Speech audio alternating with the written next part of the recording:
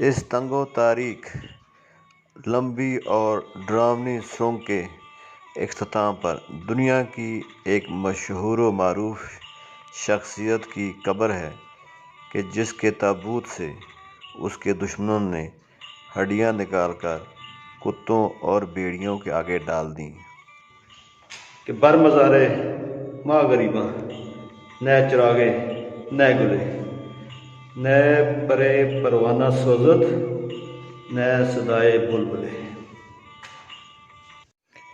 السلام علیکم ناظرین، آج کے ہمارے ولاگ کا موضوع ایک ناتواں اور غریب و دیار لڑکی کی کہانی ہے جسے قسمت نے ایران اور قندھار سے لا کر ہندوستان کے شہر لاہور میں آباد کیا۔ اس لڑکی کا نام مہرالنساء تھا۔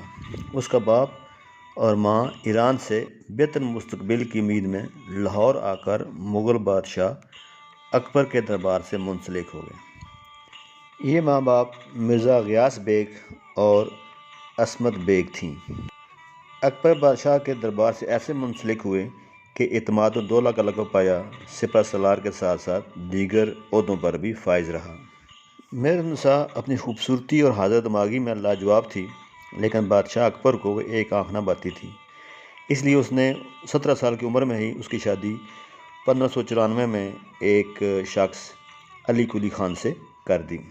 علی قلی خان بھی ایرانی تھا اور صفوی عہد حکومت میں ایران سے منتقل ہو کر مغل دربار کے ساتھ منسلک ہو گیا۔ بنگال میں یہ بڑے عہدے پر فائز تھا، اس کو شیر افغن بھی کہا جاتا ہے۔ آپ سمجھ گئے کہ وہ غریب لڑکی نور جہاں کے لقب سے دنیا میں مشہور ہوئی۔ 1607 میں جب علی قلی خان، جسے دنیا شیر افغن سے نام سے بھی جانتی تھی، فوت ہوا تو اس گمنام لڑکی کی قسمت کا ستارہ چمکا، اور ایسا چمکا کہ آج دنیا اسے ملکہ ہند نور جہاں کے نام سے جانتی ہے۔ جی ہاں، آج ہم ملکہ ہندوستان نور جہاں کے مقبرے پر موجود ہیں۔ یہ سامنے آپ نور جہاں کا عظیم الشان مقبرہ دیکھ رہے ہیں۔ جی ناظرین، نور جہاں افغانستان کے شہر قندھار میں پیدا ہوئیں 1577 عیسوی میں، اور لاہور میں 1645 عیسوی میں 68 سال کی عمر میں وفات پائی۔ پہلے خاوند کا نام شیر افغن تھا اور دوسرے خاوند کا نام شہنشاہ جہانگیر تھا۔ شہنشاہ جہانگیر سے اس کی شادی 1611 عیسوی میں ہوئی۔ یہ شہنشاہ جہانگیر کی 20ویں بیوی تھی۔ شہنشاہ جہانگیر کی وفات تک یعنی 1627 عیسوی تک اصل حکومت نور جہاں ہی نے ہندوستان پر کی، اور اسے پادشاہ بیگم کے نام سے بھی جانا جاتا تھا۔ نور جہاں کا یہ مقبرہ لاہور کے علاقہ شاہ درہ میں راوی دریا کے کنارے موجود ہے۔ کبھی یہ چہار باغ کی طرز پر بنا ہوا بہت بڑا باغ تھا، جس میں کھجوروں کے علاوہ اور بھی بے شمار پودے تھے، لیکن اب صرف آپ کو کھجوریں اور چند ایک پودے نظر آتے ہیں۔ یہ عظیم الشان مقبرہ ایک مربع شکل کے چبوترے پر قائم ہے اور سرخ اینٹوں سے بنایا گیا ہے۔ نور جہاں نے جب اپنا یہ مقبرہ بنوایا تھا تو دنیا کا خوبصورت ترین مقبرہ تھا۔ جیسے آپ کو یہ نظر آ رہا ہے ایسے کبھی نہیں تھا۔ یہ تو کافی حد تک مرمت کے بعد اس کی یہ حالت قابل دید بنی ہے۔ سب سے زیادہ نقصان تو رنجیت سنگھ کے دور میں ان مقبروں کا ہوا۔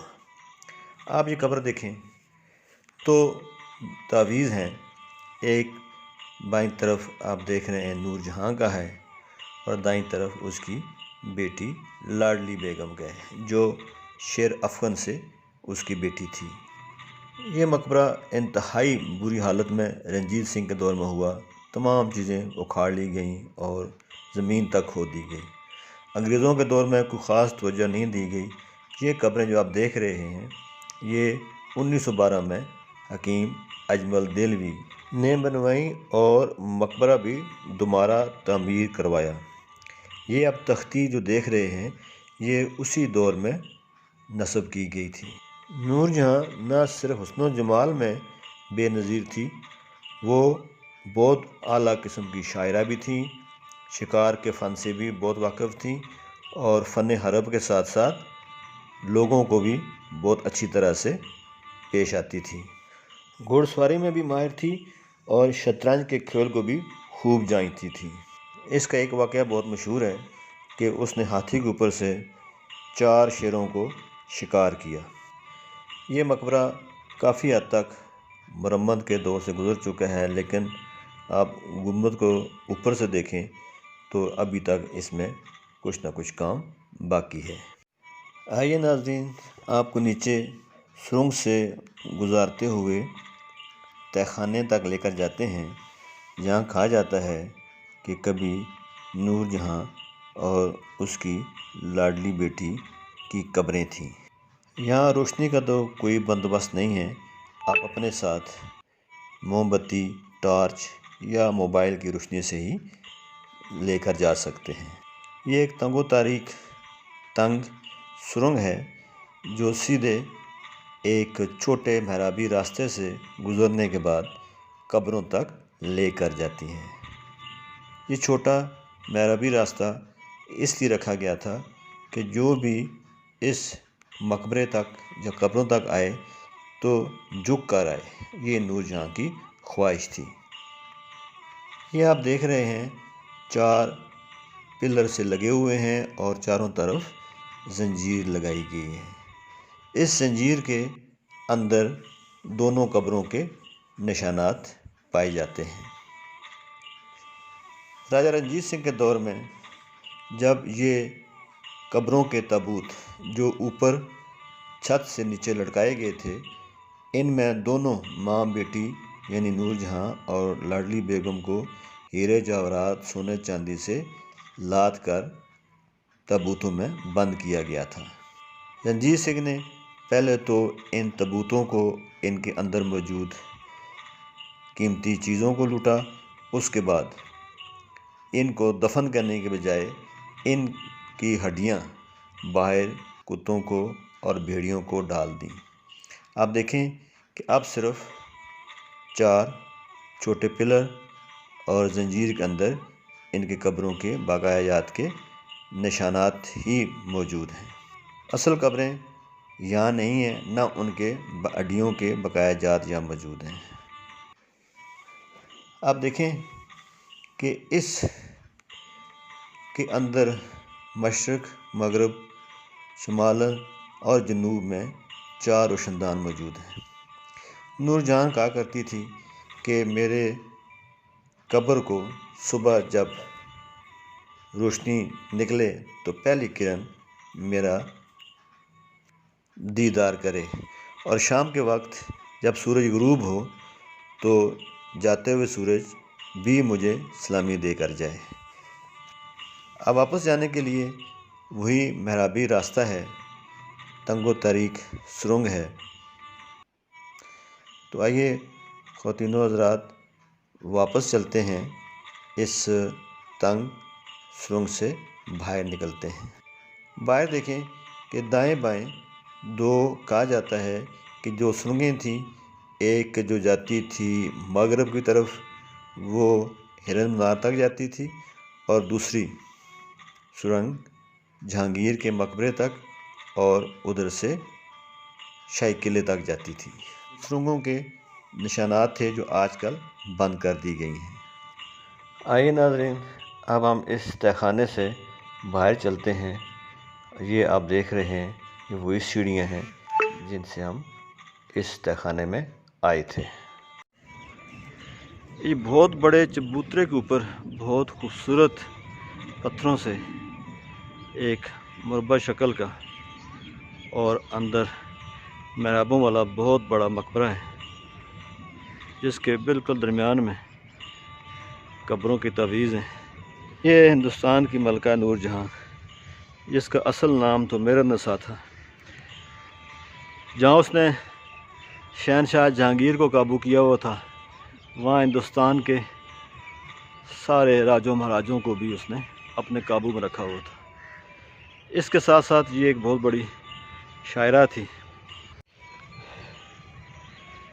یہ مقبرے کی دیواروں کے اوپر سنگ سرخ، سنگ سفید یعنی ماربل، اور اس کے اندر جو آپ کو کالا پتھر نظر آ رہا ہے، سنگ موسیٰ ہے۔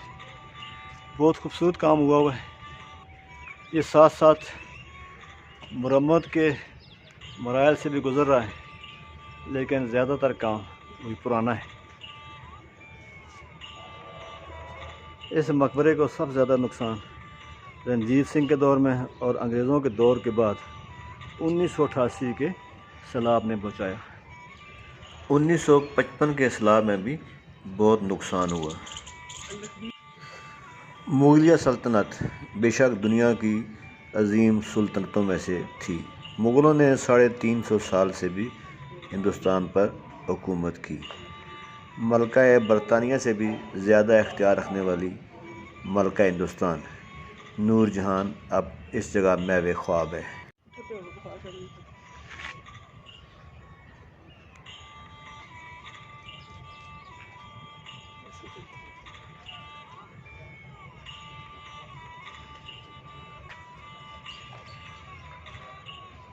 اس وقت ہم ملکہ ہند نور جہاں کے مقبرے کی چھت پر جا رہے ہیں۔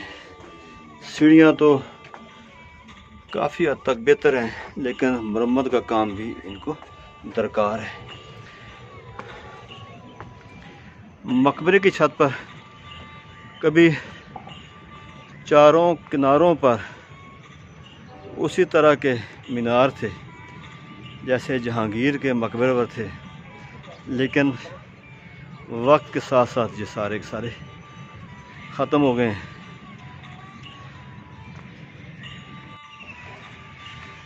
نور جہاں کے مقبرے کی چھت کے چاروں کناروں پر کبھی بہت بڑے بڑے شہنشاہ جہانگیر کے مقبرے جیسے مینار ہوا کرتے تھے، جو اب ختم ہو چکے ہیں، صرف ان کے نشانات باقی رہ گئے ہیں۔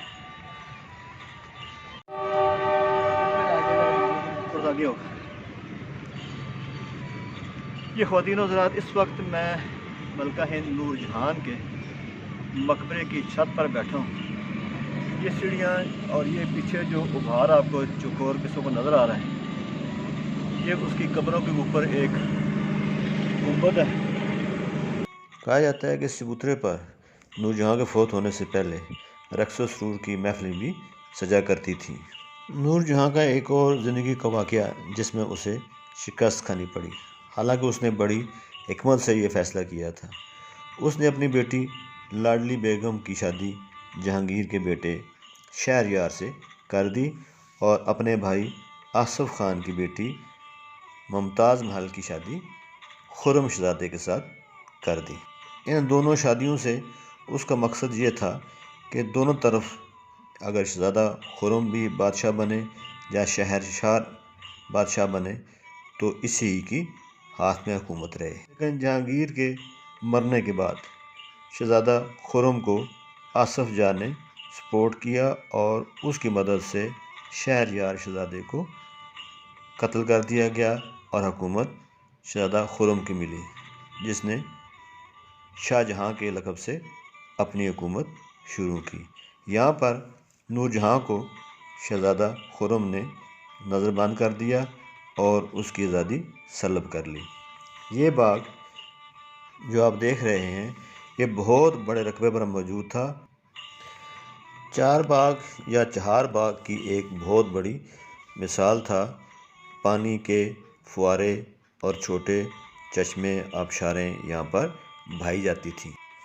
یہ دلکشا باغ کا حصہ تھا۔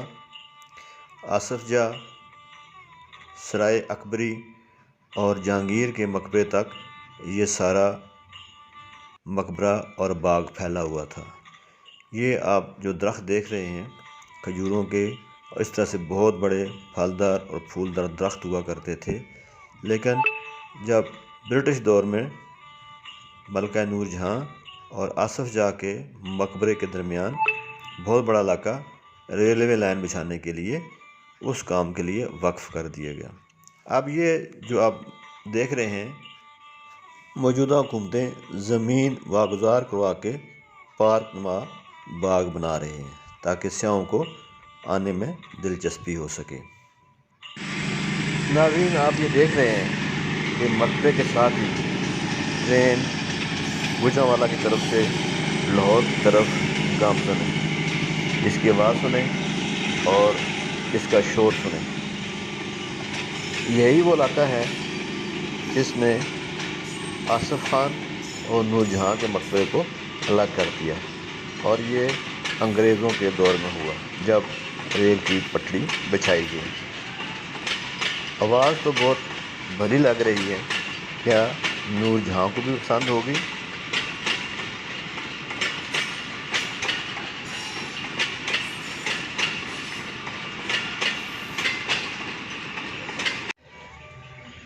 نور جہان کے مقبرے کی اگر آپ ویرانی دیکھیں تو اسی کا شعر یہاں لاگو ہوتا ہے کہ بر مزارے ماں غریباں نئے چراغے نئے گلے، نئے پرے پروانہ سوزد نئے صدائے بلبلے۔